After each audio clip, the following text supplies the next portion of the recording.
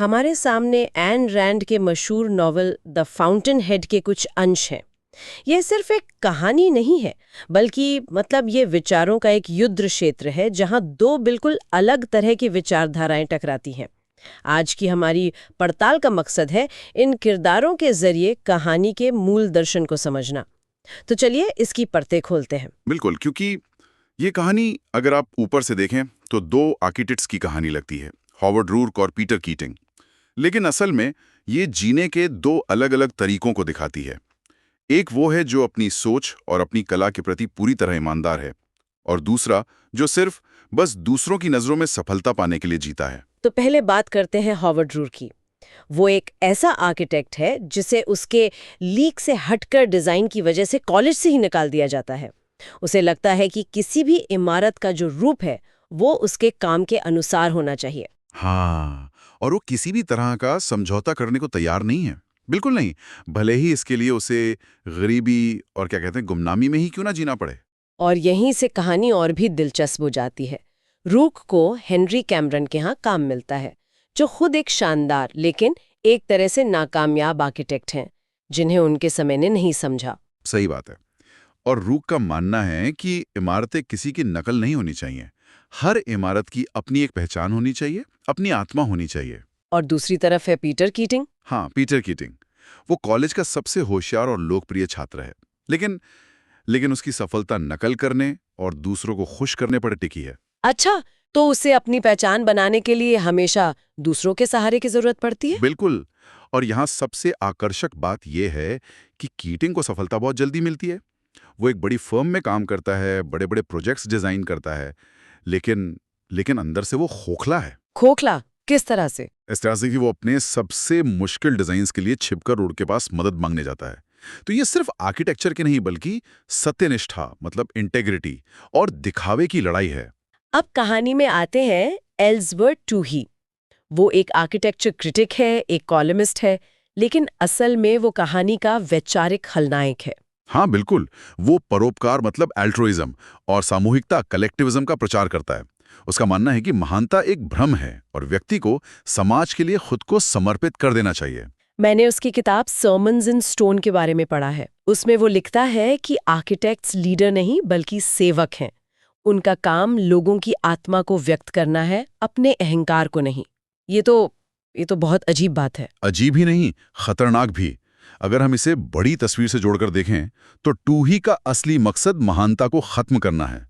Peter kidding से एक बातचीत में वो अपनी पूरी रणनीति बताता है। हाँ, वो क्या कहता है? वो कहता है, लोगों को कभी खुशमक होने दो, महान लोगों पर हंसो और औसत दर्जे की चीजों को महान बताओ, और सबसे जरूरी, लोगों की मूल्यों को पहचानने की क्षमता को मार दो। मतलब वो लोगों की सोच पर ही कब्जा करना चाहता है। बिल्कुल। ये एक महत्वपूर्ण सवाल खड़ा करता है। टूही रुर्क से इसलिए नहीं नफरत करता कि रुर्क बुरा है, वो इसलिए नफरत करता है क्योंकि रुर्क महान है। टूही का मानना है कि महान व्यक्तियों पर शासन नहीं किया जा सकता, इसलिए वो एक ऐसी दुनिया बनाना चाहता है जहां कोई महान हो ही ना। तो एक तरफ टूही है जो आत्मा पर कब्जा करना चाहता है। अब एक और दिलचस्प किरदार की बात करते हैं, गेल वायलैंड। हाँ, गेल वायलैंड। वो हेल्स किचन की झुग्गियों से उठकर एक बहुत बड़ा मीडिया साम्राज्य खड़ा करता है। वो अपने अखबार द बैनर में वही छापता है जो जनता पढ़ना चाहती है, भले ही वो खुद उस जनता और उसकी पसंद से नफरत करता हो। हाँ, ये बहुत बड़ा विरोधाभास है। तो इस सब का क्या मतलब है? वायलैंड एक तरह का विरोधाभासी किरदार है। बिल्कुल। निजी तौर पर वो दुनिया की सबसे बेहतरीन कलाकृतियां जमा करता है, लेकिन सार्वजनिक रूप से वो सनसनीखेज और घटिया खबरें बेचता है। बिल्कुल, वो शक्ति चाहता है, लेकिन वो जानता है कि उसने ये शक्ति औसत लोगों को खुश करके हासिल की है। वायलैंड असल में एक सेकंड हैंडर है, एक ऐसा व्यक्ति जो अपनी पहचान दूसरों की नजरों में ढूंढता है। लेकिन उसमें महानता को पहचानने की क्षमता तो है। हाँ, यही तो उसकी त्रासदी है। जब वो रूर्क से मिलता है तो उसे पहली बार कोई ऐसा व्यक्ति मिलता है जिससे दूसरों की राय की कोई परवाह नहीं, और वो रूर्क का सबसे बड़ा समर्थक बन जाता है। उसे बचाने के लिए अपने अखबार और अपने पूरे साम्राज्य को दांव पर लगा देता है और अंत में सब कुछ खो देता है। अरे ये तो बहुत बढ़िया आयरनी है।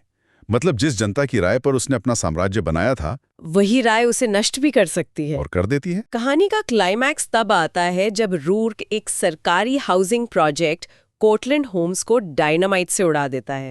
उसने ये प्रोजेक्ट पीटर कीटिंग के नाम पर डिजाइन किया था। हाँ, इस शर्त पर कि उसके डिजाइन में कोई बदलाव नहीं किया जाएगा, एक भी नहीं। लेकिन जब डिजाइन को बदल दिया जाता है तो रूर्क उसे नष्ट कर देता है। बिल्कुल।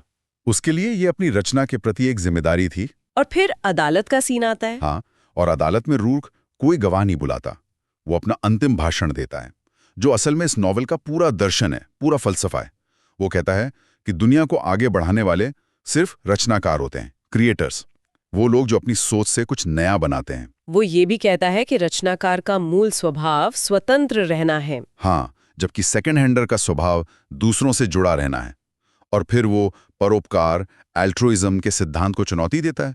वो कहता है कि इतिहास के सबसे बड़े अत्याचार परोपकार के नाम पर ही हुए हैं। ये सुनना ही अपने आप में चौंकाने वाला है। बिल्कुल, क्योंकि हमें तो हमेशा यही सिखाया गया है कि दूसरों के लिए जीना एक महान गुण है। हाँ, लेकिन रैंड का तर्क बिल्कुल उल्टा है। उसका अंतिम बयान है और ये बहुत शक्तिशाली है।